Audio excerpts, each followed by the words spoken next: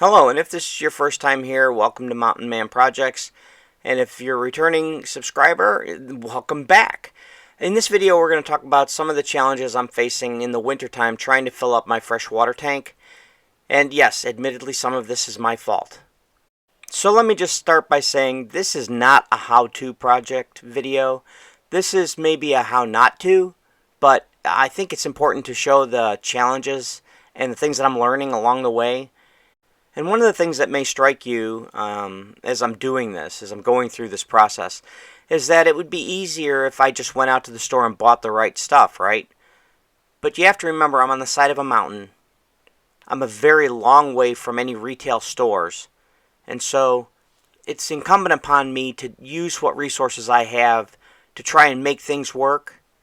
And so I hope you understand that as you're watching the video, that that's the perspective I'm coming from. Now, I don't want to waste your time, so let's get right into it. Okay, so there's my water source, and I usually get it from a stream. I use a Harbor Freight pump. To pump water into that from a stream. Then I run it down the hose and into my trailer, right? And that works great because, truthfully, I don't need potable water to take a shower and flush my toilet. And that's really the convenience. But here's the deal. Right now I'm barely above freezing. It's going to get below freezing and my tank is at a third. So how is it, let's look at this.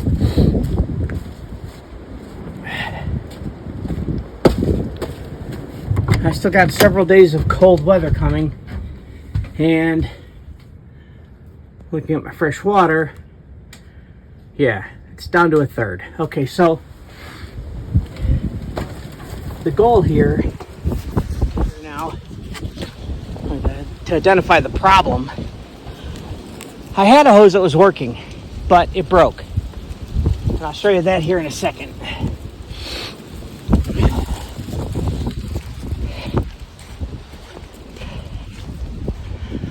That was my original hose. So that wasn't going to work. So I picked up these hose reels really cheap. And I thought, okay, well, I'll just use the hose that's on them. But it turned out the hoses that were on them in the cold, they wind up like this and they don't want to come undone. They create kinks. So my next thought is, how do I get a hose onto this connector?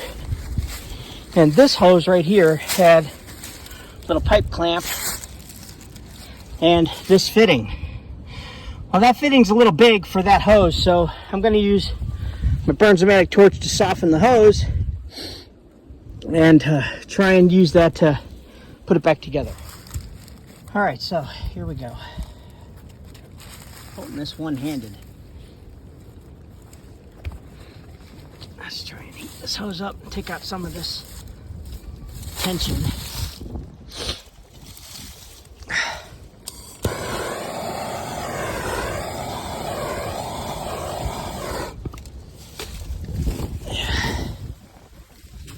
Yeah, not exactly easy to do one-handed, but we're going to heat up the end of this hose here and slip it onto that fitting.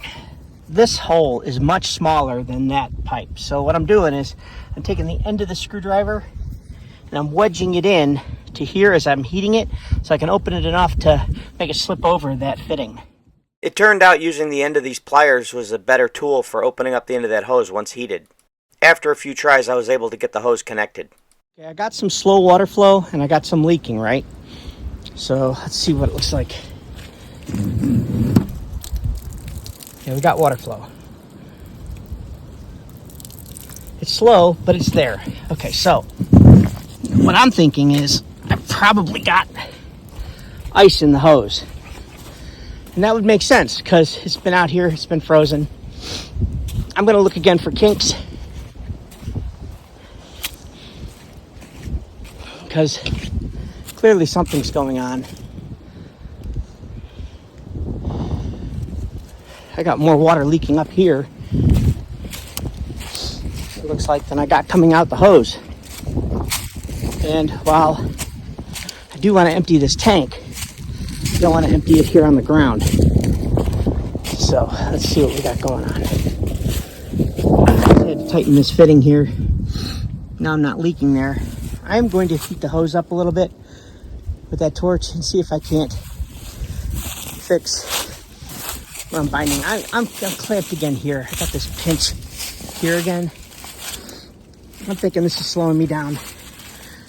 So let's try and get this one back again. Maybe we'll, again, I can't do it one-handed, but you'll get the idea. You get the idea. Applying a little bit of heat. I got it not perfect, but it's definitely better than it was.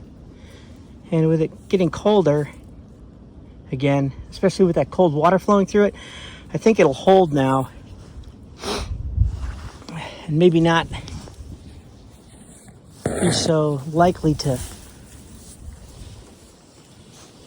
be bound up. I'm trying to figure out a way to not have it resting down there. Let's take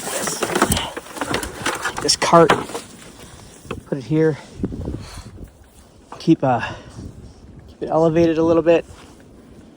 Maybe that'll help. I think with it being a little bit colder now, a little stiffer, I can maybe put a little more pressure on it to try and open up again. Since I don't have a joiner or a coupler for hose, it'd be a good idea not to manipulate it too much. I don't want to create a hole, but I think that's gonna increase the flow. We'll check it down there, see how it's holding up.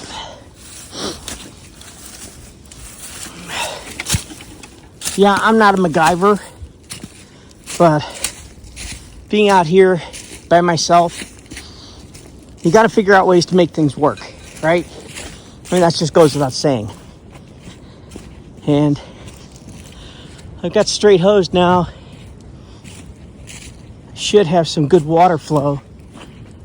Oh yeah, there's water dripping there. Let's see what we got. We got good flow, but that was more than what was flowing into the tank before. So let's see what's actually going in the tank now.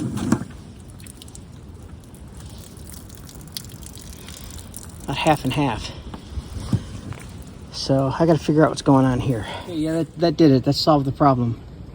Now, what I will say is, this isn't the ideal way this camper is supposed to be used, but this is how I'm going to use this camper, and it's going to work for me. So if you're out in the wilderness like I am, and I really am out in the freaking wilderness, you got to make stuff work, right? So it's going slow, but it's gravity fed, no electricity needed. I have a generator, I have internet. I'm making it work here. It's still beautiful. I still love being here. It's December 5th.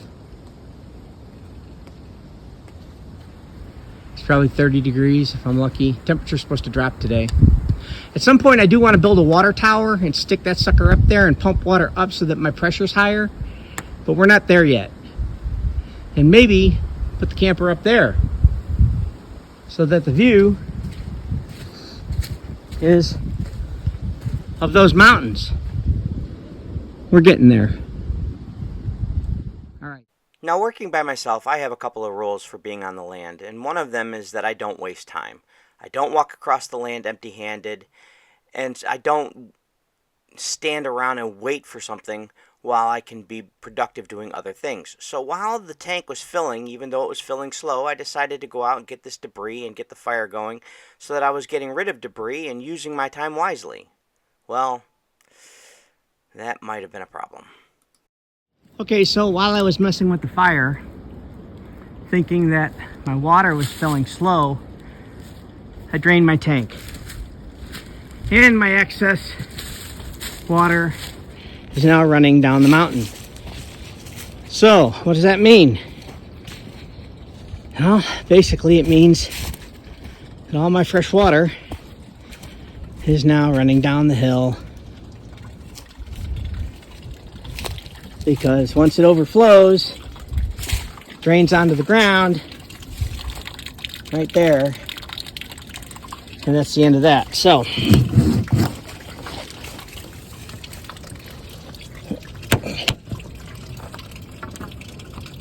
probably gonna have to fix that. Anyway, I need to take that tank and the pump that's over there, the Harbor Freight pump, down to the stream, fill them up. But of course, it's not just that simple. It's not about just taking this down, because the last time I used it and I filled this thing 3/4 of the way up, it had some damage, as you'll see in a minute. When I put down the leg to hold this thing up, when I detached it from the tractor, I didn't realize how much weight was on it, and yeah, it bent like hell. So on top of fixing that metal beam, I'm also going to have to change out the front part, the coupler that attaches to my truck, because it's never really attached right anyway on my bumper. So if I'm going to be out there welding on it, I might as well fix this too. But that means I better figure out something else for filling these tanks, or I'm going to have no water. And I think that for this case, like there's my other clean tank. I think for this particular project, we're going to employ the dump trailer, because in all honesty, it can handle the weight better. And as you saw before, the frame on my other trailer is now totally bent. Yeah, so I think that's what we're going to have to do. Okay, so I just let my fresh water run off, and I think that it's probably going to be best for me to wait, because today is Thursday, and if you look at the screenshot, you'll see that come Monday, I'm going to be looking at 50-degree weather. I think that's the weather I want to be playing in. So what I can do is I can take the excavator down to the stream. I can make a good area for me to work in. And then I should have enough access to the stream down there, even after the damage from Helene, to be able to fill up my totes and maybe even create a better situation for filling my trailer. So we'll see. That's the plan. Right now I got enough water to get me through until Monday. It's really important, you know, when you're out here, being able to take a shower at the end of a day, a nice hot shower, being able to shave, even though you can see I haven't shaved today. Those things, they make life out here nice. I mean, yes, you could do this camping if you wanted to, but you know, having a trailer is almost like having a house here. It gives me the ability to actually work and not be miserable. And since I'm spending a month here in December, those creature comforts, they're important. So that's the plan. Okay, now there are maybe better ways to fill up my RV, but if you're out in the middle of nowhere, these totes seem to be a really good idea. Now, maybe I should have not been so cheap and bought a quality hose for connecting it so that I could fill up my RV without these kind of problems in the middle of winter. This is a learning process for me, and I'm sharing with you all the fun that I have going through learning these lessons here, and I hope that you're enjoying the journey with me. It's the real life issues and problems that I'm facing. If you get anything out of it, or if you like the idea of seeing the real life challenges that I'm facing, please hit that like and subscribe button so that you can see it, the whole process along the way. I have good days and bad days, and I hope you'll be here for them, and you'll watch this journey and come along with me as I develop this land and do my homestead. Thanks for watching.